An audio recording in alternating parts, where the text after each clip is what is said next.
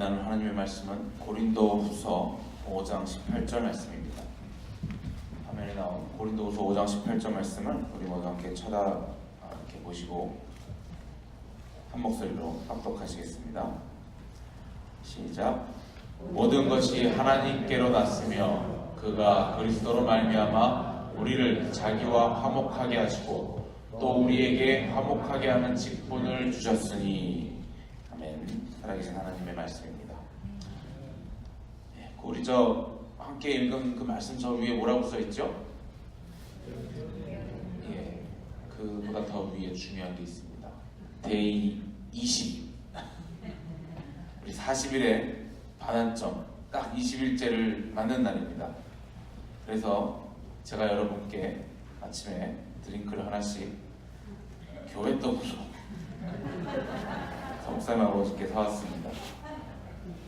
목사님 이제 제가 준 걸로 하라고 했는데 거짓말을 말씀드릴 수는 없고요. 자, 힘내시고 그 다음 남은 20일도 열심히 달리게 원하는 마음으로 여러분께 드리는 겁니다. 옆에 분들과 한번 인사하십시오. 끝까지 해냅시다. 끝까지 해냅시다. 수고 많으셨습니다. 앞으로도 잘 끝내시길 바랍니다. 근데 한 가지 당부를 드리고 싶은 것은요, 저희는 매일같이 정말 이 가족보다 더한 관계 아닙니까?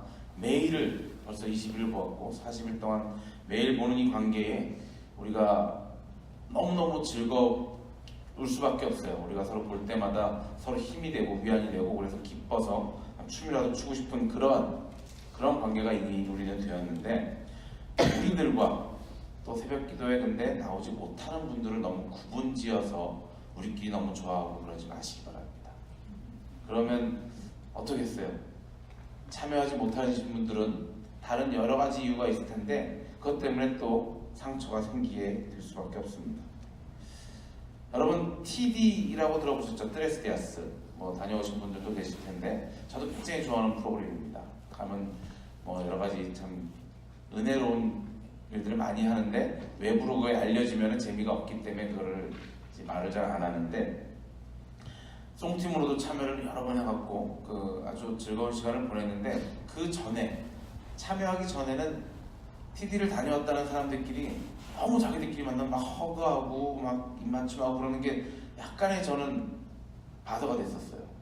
저 사람들을 보면은 뭐가 그렇게 자기들 재밌나, 자기들끼리만 너무 좋은 척하고 그러니까 약간은 그게 못마땅했었는데 다녀오니까 왜 그런지를 느꼈습니다. 그래서 정말 이렇게 좋구나 라고 좋았는데, 물론 그런 자신들끼리 뭔가 속한 공동체에서 너무너무 자기들끼리만 좋아하는 모습이 좋은 영향을 끼쳐서 다른 사람도 참여하게 되는 그런 결과를 낳을 수 있지만, 좀 전에도 말씀드렸듯이 반대 결과로 자존심 좀 세신 분들은 뭐야 자기들만 잘났어, 자기들만 하나님 사랑나눠 그러면서 잘 좀 적응 못하게 하는 그런 결과를 내기도 한다는 것입니다. 저도 그랬으니까요.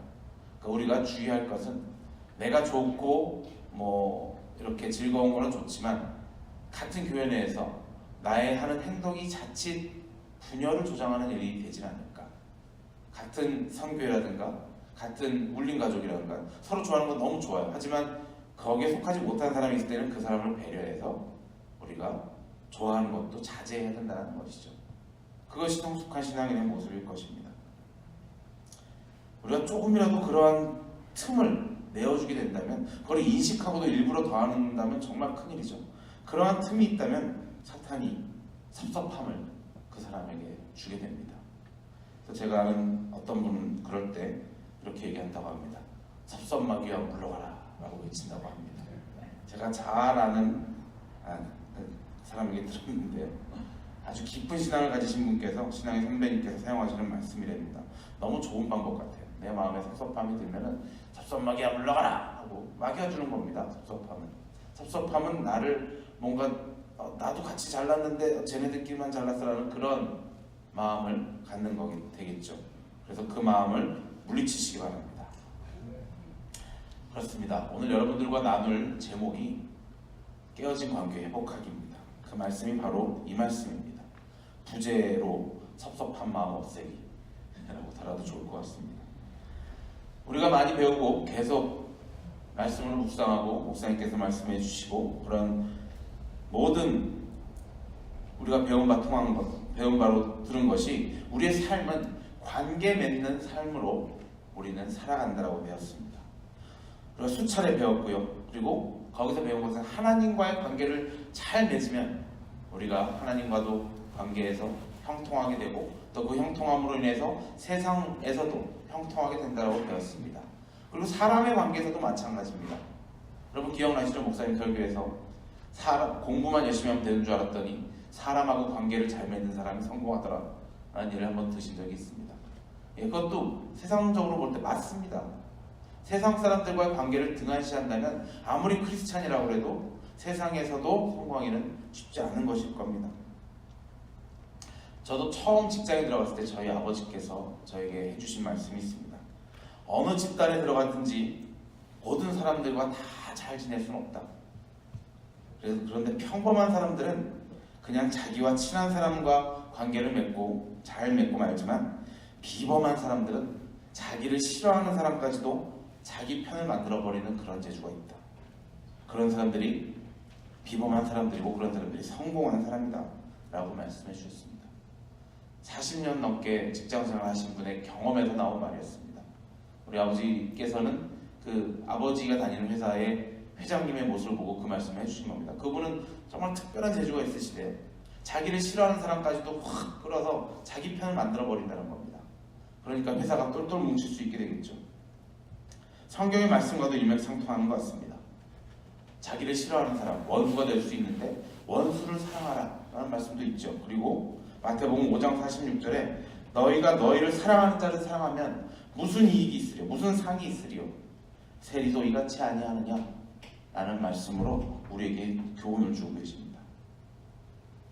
하물며 이렇게 일반 사회에서도 우리가 관계를 소중하게 여기는데 우리 크리스천들은 어떻게 해야 되겠습니까?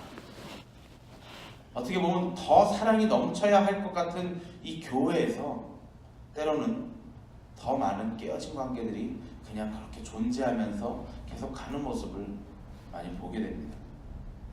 사회나 직장에서는 차라리 상하의 관계가 있기 때문에 우리가 어쩔 수 없이라도 그 관계를 풀기 위해 노력을 하는 것 같습니다. 그리고 그 관계가 갈등의 관계가 잘 표시가 안 될 수도 있는데 이상하게 교회에서는 우리가 서로 평등한 것을 알기 때문에 자기의 주장을 굽히지 않게 됩니다. 그렇게 주장을 내려놓지 않고 서로 대립각을 세우다가 결국은 그 관계가 깨어진 채로 주님 앞에까지 가는 그러한 일이 생길 수도 있다는 것입니다. 그리고 사회에서는 어떻게든 싫더라도 내가 계속 그 집단에서 버티기 위해서 관계 회복을 위해서 열심히 노력하는데 우리 교회에서는 그냥 뭐 자기가 싫다는데 나도 싫어 그러면서 그냥 그렇게 깨어진 관계를 회복하려는 그런 의지가 보이지 않는 경우가 많이 있다는 것이죠. 만약에 그렇게 우리가 살고 있다면 특히나 교회 내에서 그렇게 살고 있다면 이것은 하나님 앞에 크나큰 죄악이 될 수밖에 없다는 것이죠. 선을 행해야 함을 알면서도 행하지 않는다면 이것이 우리에게 죄가 된다고 하였습니다. 또 오늘 본문에 뭐라고 하셨습니까? 우리와 자기를 화목하게 하시고 또 우리에게 화목하게 하는 직분을 주셨다고 했습니다. 영어 성경에 보니까 미니스트리라고 하셨더라고요. 우리에게 그런 미니스트리를 주셨어요. 우리가 화목하게 하는 게 우리의 맡은 일입니다. 우리의 미션이에요. 그런데 그 미션을 행하지 않고 그 직책을 감당하지 않고 살고 있는 우리 모습을 보고는 합니다. 여러분들은 그 직책을 잘 감당하고 계십니까? 예, 잘 감당하고 계시길 바랍니다. 예수님께서는 우리에게 평화를 사랑하는 자는 복이 있다 라고 말씀하셨습니다. 맞습니까? 예, 문제입니다. 자세히 보시면 그렇지 않습니다. 오늘 우리가 읽은 책에 리고렌 목사님께서는 특별히 우리가 생각해봐야 할 좋은 포인트를 말씀해 주셨습니다. 주님께서는 평화를 사랑하는 자들은 복을 받을 것이다 라고 말씀하신 것이 아니고 화평케 하는 자들은 복을 받을 것이다 라고 말씀하셨습니다. 우리가 자세히 그냥 제가 긍정을 유도하는 질문을 일부러 그렇게 했기 때문에 여러분들이 끄떡끄떡 하신 분들이 계신데 아마 다 알고 계실 겁니다. 화평케 하는 자는 복이 있나니 하는 산상수훈의 말씀을 우리가 알고 있습니다. 즉 평화를 위해서 일하는 사람들, 적극적으로 중재하려고 노력하는 사람들이 복을 받을 것이라고 말씀하셨습니다. 왜냐하면 누구나 평화를 사랑하는 건 누구나 합니다. 다 평안한 마음을 원하고 세상이 평화롭게 들어가기를 원하는 것은 정말 나쁜 사람들까지도 그것을 원합니다. 세상이 막 자기에게 다 공격하기를 원하는 사람은 없습니다. 싸움만 가득한 세상이 되기를 원하는 사람은 없습니다. 누구나 평화를 유지하는 걸 원하는데 그 스스로가 평화를 위해서 힘을 쓰느냐, 그것이 예수님께서 말씀하신 평화를 위해서 평화를 화평케 하는 자는 복을 받을 것이다 라는 말씀의 중요 포인트라는 것입니다. 왜 그렇습니까? 왜인지는 알 겁니다. 중간 역할을 한다는 것이 쉽지 않은 것입니다. 그저 모든 사람들에게 칭찬을 받는 것, 그런 거는 참 좋아하지만 모든 사람들에게 칭찬을 받으려고 노력하다가 그저 이쪽 사람들 모두에게 다 욕을 먹게 되는 경우도 있습니다. 중간 역할을 한다면 말이죠. 중간 역할을 할 때 우리가 잘하면 모든 사람들이 우리를 좋아해 줄 수 있지만 조금이라도 실수를 하면은 서로에게 아니 쟤는 왜 제 편 들어? 아니 저 사람은 왜 저 편 들어? 라고 얘기하면서 나쁜 역할이 될 수밖에 없는 그런 상황이 될 수 있다는 것이죠. 중매와 마찬가지인 것 같습니다. 옛말에 중매는 잘하면 술이 석잔이고 못하면 뺨이 세디라 라는 말이 있는 거 여러분 아실 것입니다. 저는 중매를 잘하면 양복이 세벌이다 라고 알고 있었는데 그게 아니더라고요. 국어사전 찾아보니까 술이 석잔이 됩니다. 칭찬을 받는다는 얘기죠. 그만큼 신중하게 우리가 중간 역할을 해야 한다는 것입니다. 또 잠언 26장 17절에는 이런 말씀이 있습니다. 길로 지나가다가 자기와 상관없는 다툼을 간섭하는 자는 개의 귀를 잡는 자와 같으니라. 여러분 개 귀 잡아보셨어요? 저는 안 잡아봤는데요. 꼬리는 잡아봤는데 아마 위험하다는 얘기인 것 같습니다. 무슨 얘기입니까? 지나가는 사람들의 다툼에, 그것도 자기가 모르는 사람들, 길로 지나가다가 자기와 상관없는 다툼을 간섭하는 자는 굉장히 위험한 일을 하는 것이다 라는 잠언의 말씀입니다. 그렇습니다. 이거는 모르는 사람들의 경우 지나가다 정말 쓸데없는 싸움에 끼어들지 말라는 얘기고요. 우리가 읽은 말씀은 우리 형제들 사이에 일어나는 다툼에 중재의 역할을 우리에게 맡기셨다는 말씀을 우리는 하고 있는 것입니다. 화평케 하기 위해서는 어떻게 해야 됩니까? 우리가 저 멀리 한 발자국 빠져서 쳐다볼 수도 있지만 그렇게 하면 그 둘을 화평케 만드는 것이 아닙니다. 갈등을 피하고 우리가 문제를 모른 척할 수가 있지만 그렇게 한다면 나는 안 다칠 수 있습니다. 하지만 그 두 명, 싸우고 있는 그 두 사람은 둘 중에 한 사람은 다치고, 물론 둘 다 다치게 되겠죠. 한 명은 다쳐서 심하게 다쳐서 실족하게 되는 결과까지 나올 수 있다는 것입니다. 때로는 우리 한 집단에서 정의롭지 못한 행동을 하는 권력자를 볼 수 있습니다. 그럴 때 우리 마음은 갈등하게 됩니다. 이건 하나님이 보시기에 정말 틀린 게 확실한데 만약에 이걸 얘기하면 우리 회사가 흔들릴 수 있어. 많은 나의 직장 동료들이 직장을 잃을 수도 있어 라고 걱정을 하게 되죠. 그리고 나 또한 이 직장을 잃을 수도 있는데 라고 고민을 하게 됩니다. 이런 사람들을 휘슬블로우라고 하죠. 내부 고발자, 공익제보자라고도 하고요. 본인이 속한 단체에 비리를 폭로하는 그러한 일을 어쩌다가 하게 되는 그런 사람들을 이야기합니다. 이러한 일들이 있을 때 가끔 신문에 대서특필돼서 어느 회사에서 내부 고발자로 인해서 회사에 비리가 드러나다 이런 식으로 회사에 나오는 것을 보게 됩니다. 그 일을 감당하는 사람이 회사가 그냥 미워서만 그렇게 하는 것이 아닐 겁니다. 그러한 내부 고발을 한다는 것이 쉬운 일이 절대로 아닌 것입니다. 그런 일이 있을 때 나만의 안위를 위해서 그냥 평화를 유지하기 위해서 가만히 있는다면 나중에는 걷잡을 수 없이 그 회사의 비리가 커져서 결국은 회생 가능성이 없어지는 그런 괴물과 같은 집단이 되는 것을 우리는 많이 보았습니다. 우리나라의 많은 대기업들이 나라의 경제를 살린다는 명목에 이거 봐주고 저거 봐주고 하다가 그 총수 일가가 저지르는 악덕한 일들이 요즘 많이 나오지 않습니까? 갑질 문제는 당연하고 회사의 돈 횡령도 기본적이고 자녀들의 마약까지 사회의 악을 이끌어 나가는 데 일조하는 그들의 모습을 보면서 우리가 그들을 너무 봐준 것이 아닌가. 그저 우리나라가 잘 살아야겠다라는 그 생각 속에서 그 회사의 잘못된 것을 너무 눈 감아준 것이 아닌가 한번 돌아보고는 합니다. 우리 살에 종기가 났을 때 그 종기를 그냥 내버려두면 어떻게 됩니까? 그 종기가 썩어서 결국은 한쪽 팔을 잘라야 하는 경우까지 갈지도 모르는 것입니다. 그 상처를 치료할 때는 어떻습니까? 소금을 뿌리든지 소독약을 바르든지 그 당시는 굉장히 아픕니다. 하지만 그 아픔을 견뎌내면 다시 새살이 돋고 그 아픔을 이겨냈을 때 나의 팔이 온전해지는 것처럼 우리는 치료할 때 아픔을 감수하면서 그 상처를 소독해야 하는 것이 맞는 것입니다. 예수님께서 이렇게 말씀하셨습니다. 누가복음 12장 51절에 내가 세상에 화평을 주러 온 줄로 아느냐?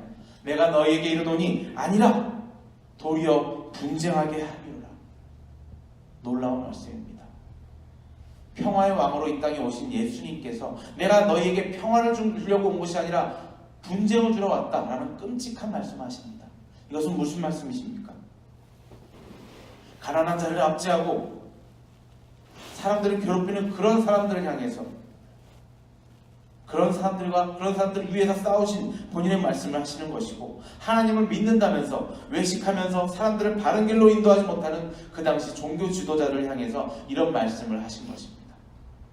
그들은 예수님이 나타나자 불편했습니다. 세상에 빛과 소금 되신 예수님이 나타나자 자신들의 잘못이 드러나는 것을 염려해서 불편해하고 소독약을 친 것처럼 몸이 오그라들었습니다. 그래서 예수님을 죽이려고 그들은 계획하고 예수님은 십자가에 못 박은 것입니다. 예수님이 지나가실 때 세상에 빛이 비추일 때 세상에 소금이 될 때 그 주위에 있었던 먼지들은 밝혀내지고 어두운 곳은 다시 밝게 변한다는 것입니다. 그것이 그저 날이 뜨면 날이 밝아지듯 그렇게 온전히 편안한 모습에서 되는 것이 아닙니다. 상처를 입은 그 어두움은 그것이 밝아질 때 쪼그라드는 힘이 드는 그러한 고통이 동반하는 것입니다. 우리가 화평케 한다는 것은 무엇입니까? 그저 조용하게만 시끄럽지 않게 하는 것이 화평케 하는 것입니까? 그렇지 않습니다. 서로 두 양편이 있을 때 상대방이 서로 양쪽이 다 억울함이 없게 만드는 것이 바로 화평인 것입니다. 한쪽은 억울한 상태에서 그저 가만히 있는 것이 조용하게만 있는다는 것이 화평한 것이 아닙니다.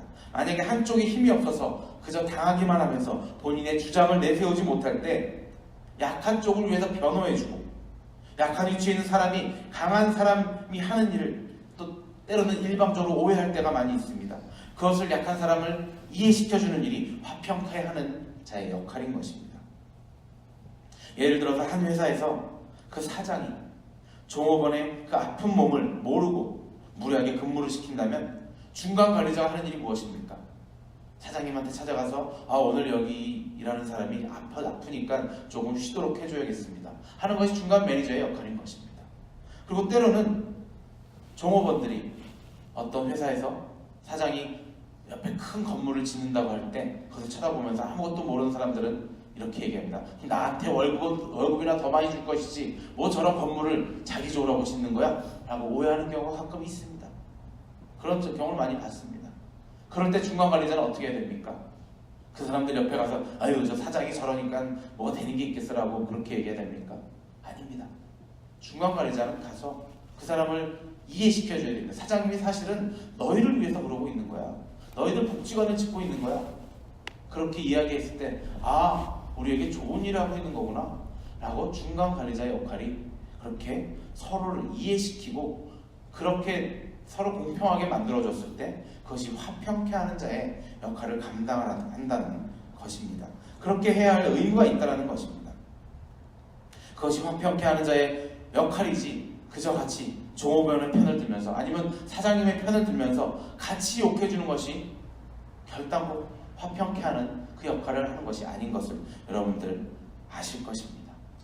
만약에 중간자의 역할이 화평케 하는 자가, 그 직분 맡은 자가 그 일을 하지 못하고 그저 서로에게 좋은 얘기만, 귀에 좋은 얘기만 해준다면 그 회사는 결국 불신으로 가득 차서 망해버리고 말 것입니다. 화평케 하는 자, 그 직분을 우리가 감당하기 위해서 오늘 책에서는 7가지로 우리에게 관계 회복의 방법을 말해주고 있습니다. 제가 간략하게 그것을 정리해드리겠습니다. 제일 첫 번째, 먼저 사람에게 그 불평을 이야기하기 전에 하나님께 먼저 이야기할 것을 이야기하고 있습니다. 며칠 전에도 우리가 나눴던 이야기입니다. 다윗처럼, 욥처럼 자신의 불편한 마음이 있다면 직접 가서 그 화를 낼 것이 아니라 일단 하나님께 먼저 자신의 불편함을 고하시기 바랍니다. 그렇게 울부짖고 나서 그 다음에 마음의 정리를 한 후에 그 사람에게 가서 나누라는 것입니다. 두 번째로, 누구의 잘잘못을 따지지 말고 먼저 다가가야 한다는 것입니다. 내가 저 사람이 잘못했는데 내가 왜 먼저가? 라고 고민할 것이 아니라 내가 잘못한 것이 없더라도 그 사람에게 찾아가서 이야기를 해야 한다는 것입니다. 마태복음 5장 23절과 24절에 이렇게 말씀이 나옵니다. 그러므로 예물을 제단에 드리려다가 거기서 내 형제에게 원망 들을 만한 일이 생각나거든 예물을 제단 앞에 두고 먼저 가서 형제와 화목하고 그 후에 와서 예물을 드리라. 하나님의 말씀입니다. 예수님께서 우리에게 경고하셨습니다. 우리가 아무리 예물을 금송아지를 갖다 드린다 하더라도 100만 장자가 자신의 모든 재물을 다 드린다고 하더라도 내가 그 어떤 사람에게 잘못한 것이 있다면 먼저 가서 화해한 후에 그리고 나에게 와서 예물을 드리라 하셨습니다. 그런 예물을 받으신다는 것입니다. 우리가 종교의 행위로서 그저 예물을 드리고 헌금을 하는 것이 아니라 나의 진정 주님께 감사하는 그 마음을 가지고 예물을 드릴 때 주님께서 받으심을 여러분들 아실 것입니다. 상대방이 먼저 말 걸기를 기다린다면 그 시간이 너무 오래 걸리고 상처의 골이 깊어져서 더욱더 해결하기 힘들다는 것입니다. 세 번째로는 그들의 감정에 공감하라고 하였습니다. 먼저 많이 들으라는 말씀입니다. 충고하려고 하지 말고 먼저 많이 듣고 상대방이 불편할 때 그 말을 잘 들어보면 그곳에서 내가 잘못한 것을 찾을 수 있는 것입니다. 그리고 상대방이 또 다른 사람을 불평할 때 내가 중간에서 그 중재자의 역할을 하려고 할 때 그 불편을 듣는 것도 굉장히 쉽지 않은 일인 것 여러분들 아실 것입니다. 그때 참지 못하고 아니 네가 가서 그렇게 하지 그랬어 하면서 그 사람을 지적한다면 그 말하는 사람은 그 말을 거기서 끝내고 말 것입니다. 마음을 열지 못하는 것이죠. 일단 다 들어주고 그렇게 해서 네가 그래서 마음이 굉장히 힘들었겠구나 하면서 그 마음을, 그 감정을 먼저 공감해주면 그 다음에는 그 스스로도 그래 내가 그때는 그래도 좀 내가 너무한 것 같더라고 스스로 그 답을 얘기하는 경우도 있다는 것입니다. 이것은 대화의 기술입니다. 상담학에서도 가르쳐주는 그렇게 대화를 먼저 듣고 그리고 그 말에 공감을 할 때 그 사람의 마음이 녹아지면서 스스로 먼저 마음을 더 푸는 경우가 더 많다는 것이죠. 그런 대화의 기술도 우리에게 필요하다는 것이죠. 그런데 우리가 그냥 흘러가는 대로 그냥 얘기해봐 하면서 그냥 듣고 있다가 나도 화가 나서 같이 핀잔을 주거나 같이 역성을 내거나 그렇게 됩니다. 내가 다짐을 하고 그 사람과 상담을 해야겠다라고 시작을 해야 된다는 것입니다. 다짐을 하고 어떤 다짐입니까? 내가 대화를 정말 듣기만 해야겠다 라고 다짐을 하고 가서 그 말을 들으셔야 되는 것입니다. 그리고 네 번째로 나에게도 잘못이 있음을 고백하시기 바랍니다. 내가 그 대화의 당사자라면 나에게 잘못이 있는 부분이 있는지 충분히 찾아본 후에 그 사람을 만나서 이야기하시기 바랍니다. 그 전에 내가 정말 화가 나니까 저 사람을 내가 좀 혼 좀 내줘야겠다라고 생각하면 대화가 안 되겠죠. 그렇습니다. 내가 잘못한 게 있는지 먼저 돌아보고 내가 잘못한 것이 있다면 가서 나의 잘못을 먼저 고백하시기 바랍니다. 그러면 그 대화가 정말 술술 잘 풀릴 것입니다. 내가 잘못한 게 없다고 생각이 든다면 우리 예수 그리스도를 생각해 보시기 바랍니다. 주님께서는 잘못한 것이 없음에도 불구하고 채찍질 당하시고 십자가에 달려 돌아가셨습니다. 주님을 생각해 보시면 나의 잘못이 쉽게 보일 것입니다. 다섯 번째, 사람을 공격하지 말고 문제를 공격하라 했습니다. 어떤 문제가 있을 때 누가 잘못해서 이렇게 된 거야 라고 따지기보다는 그래서 어떤 일이 발생할 것이 그 일을 일단 막아야겠다 라고 문제 해결을 먼저 할 생각을 하시기 바랍니다. 부부관계나 자식관계에 있어서 누가 잘못했는지를 따지고 본다, 따지고 들린다고 하려면 그러면 그 관계가 화해가 될 수 없다는 것이죠. 그리고 아무리 화가 나도 하지 말아야 할 말들이 있습니다. 비난하는 말, 비하하는 말, 그리고 누군가와 비교하는 말, 또 무엇을 판단하는 말, 모욕하는 말, 멸시하는 말, 빈정대는 태도들, 이런 말들은 일단 한번 내뱉으면 회복이 되기 어려운 것입니다. 화해는 한다 하더라도 그 말이 나에게 남아서 다시 언젠가 나를 공격하게 된다는 것입니다. 그래서 가족 상담 수업을 듣다가 들은 이야기였습니다. 부부 상담할 때 부부관계 금기어를 정해놓으라는 것입니다. 난 정말 당신하고 못 살아라든가 아니면 뭐 옆집 누구는 이런다던데 당신은 도대체 뭐야 라든가 비교하는 말이라든가 그런 금기시해야 되는 말들이 많이 있습니다. 또 자녀들에게도 옆집 아이와 비교한다든가 그럼 너 이거밖에 안 되니 하면서 실망했다는 말들과 그런 말들을 뱉을 때 그것은 돌이킬 수 없는 상처가 되는 것입니다. 우리의 말들을 우리가 조심해야 하는 것입니다. 그리고 6번째, 할 수 있는 한 협력하라고 하셨습니다. 당연한 말씀입니다. 7번째, 마지막으로 해결이 아닌 화해를 강조하라. 어떠한 일을 해결하고자 할 때 그 해결의 문제를 초점을 맞춘다면 그것은 또 굉장히 풀기 어려운 일이 될 수도 있습니다. 해결보다는 서로의 다른 점을 이해하며 화해하는 데 노력하면 자연히 해결이 될 수 있다는 것입니다. 결론적으로 말씀드립니다. 우리는 화평케 하는 직분을 맡은 자들입니다. 여러분들, 화평케 하기 위해서 우리가 이렇게 많은 노력이 필요하다는 것입니다. 이렇게 많은 노력을 들여서 사람과 사람 사이에 화평하기를 여러분들 노력하시고 또 나와 하나님 사이에 화평하게 되기를 노력하시는 여러분들이 되시길 주님의 이름으로 축원합니다. 우리 함께 우리가 외워야 할 말씀 한 절만 외우고 기도하시겠습니다. 로마서 12장 18절 말씀입니다. 읽어드리겠습니다. 할 수 있거든 너희로서는 모든 사람으로 더불어 평화하라. 한번 눈을 감고 읽어보시겠습니다. 시작. 할 수 있거든 너희로서는 모든 사람으로 더불어 평화하라. 로마서 12장 18절 말씀입니다. 오늘 내가 깨어진 관계를 회복해야 할 사람은 누구인지 생각하시면서 오늘 하루를 사시기 바랍니다. 우리 함께 시간 기도로 합심하며 기도하겠습니다. 먼저 오늘 정말 내가